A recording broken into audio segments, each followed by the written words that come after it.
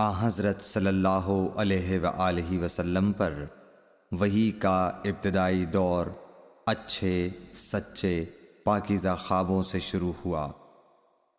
آپ خواب میں جو کچھ دیکھتے وہ صبح کی روشنی کی طرح صحیح اور سچا ثابت ہوتا۔ پھر من جانب قدرت آپ تنہائی پسند ہو گئے اور آپ نے غار حرا میں خلوت نشینی اختیار فرمائی اور کئی دن اور رات وہاں مسلسل عبادت اور یاد الہی و ذکر میں مشغول رہنے لگے۔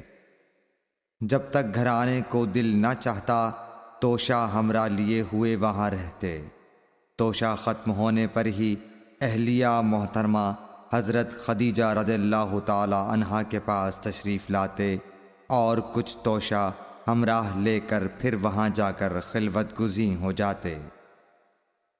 یہی طریقہ جاری رہا یہاں تک کہ آپ پر حق منکشف ہو گیا اور آپ غار حرا ہی میں قیام پذیر تھے کہ اچانک حضرت جبرائیل علیہ السلام آپ کے پاس حاضر ہوئے اور کہنے لگے کہ اے محمد پڑھو۔ آپ فرماتے ہیں کہ میں نے کہا کہ میں پڑھنا نہیں جانتا۔ آپ صلی اللہ علیہ وسلم فرماتے ہیں کہ فرشتے نے مجھے پکڑ کر اتنے زور سے بھینچا کہ میری طاقت جواب دے گئی۔ پھر مجھے چھوڑ کر کہا پڑھو۔ میں نے پھر وہی جواب دیا کہ میں پڑھا ہوا نہیں ہوں۔ اس فرشتے نے مجھ کو نہایت ہی زور سے بھینچا کہ مجھ کو سخت تکلیف محسوس ہوئی۔ پھر اس نے کہا کہ پڑھ۔ میں نے کہا میں پڑھا ہوا نہیں ہوں۔ فرشتے نے تیسری بار مجھ کو پکڑا اور تیسری مرتبہ پھر مجھ کو بھینچا۔ پھر مجھے چھوڑ دیا اور کہنے لگا کہ پڑھو اپنے رب کے نام کی مدد سے جس نے پیدا کیا اور انسان کو خون کی پھٹکی سے بنایا۔ پڑھو اور آپ کا رب بہت ہی مہربانیاں کرنے والا ہے۔ بس یہی آیتیں آپ حضرت جبرائیل علیہ السلام سے سن کر اس حال میں غار حرا سے واپس ہوئے کہ آپ کا دل اس انوکھے واقعے سے کانپ رہا تھا۔ آپ حضرت خدیجہ کے ہاں تشریف لائے اور فرمایا کہ مجھے کمبل اوڑھا دو، مجھے کمبل اوڑھا دو۔ لوگوں نے آپ کو کمبل اوڑھا دیا۔ جب آپ کا ڈر جاتا رہا تو آپ نے اپنی زوجہ محترمہ حضرت خدیجہ رضی اللہ تعالی عنہا کو تفصیل کے ساتھ یہ واقعہ سنایا اور فرمانے لگے کہ مجھ کو اب اپنی جان کا خوف ہو گیا ہے۔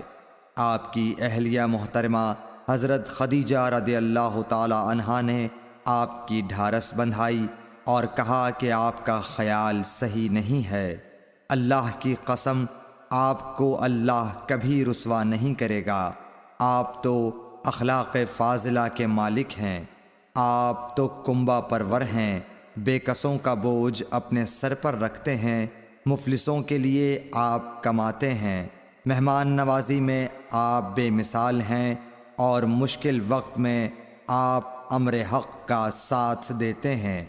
ایسے اوصاف حسنہ والا انسان یوں بے وقت ذلت و خواری کی موت نہیں پا سکتا۔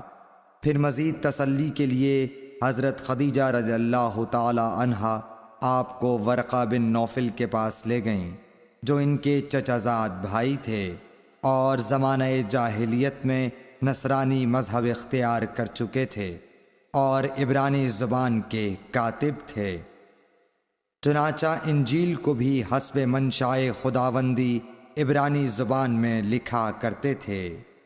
انجیل سریانی زبان میں نازل ہوئی تھی، پھر اس کا ترجمہ عبرانی زبان میں ہوا۔ ورقہ اسی کو لکھتے تھے۔ وہ بہت بوڑھے ہو گئے تھے، یہاں تک کہ ان کی بینائی بھی رخصت ہو چکی تھی۔ حضرت خدیجہ رضی اللہ تعالی عنہا نے ان کے سامنے آپ کے حالات بیان کیے اور کہا کہ اے چچا زاد بھائی، اپنے بھتیجے محمد صلی اللہ علیہ وسلم کی زبانی ذرا ان کی کیفیت سن لیجئے۔ وہ بولے کہ بھتیجے آپ نے جو کچھ دیکھا ہے اس کی تفصیل سناؤ۔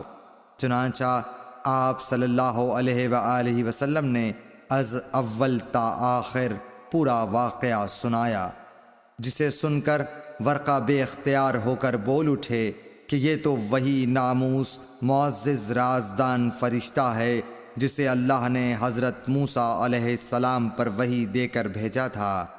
کاش میں آپ کے اس عہد نبوت کے شروع ہونے پر جواں عمر ہوتا، کاش میں اس وقت تک زندہ رہتا جب کہ آپ کی قوم آپ کو اس شہر سے نکال دے گی۔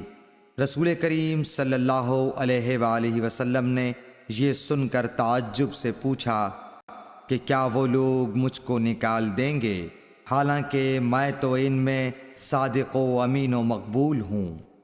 ورقہ بولا، ہاں یہ سب کچھ سچ ہے، مگر جو شخص بھی آپ کی طرح امر حق لے کر آیا لوگ اس کے دشمن ہی ہو گئے ہیں۔ اگر مجھے آپ کی نبوت کا وہ زمانہ مل جائے تو میں آپ کی پوری مدد کروں گا، مگر ورقہ کچھ دنوں کے بعد انتقال کر گئے، پھر کچھ عرصے تک وحی کی آمد موقوف رہی۔ صحیح بخاری حدیث نمبر 3۔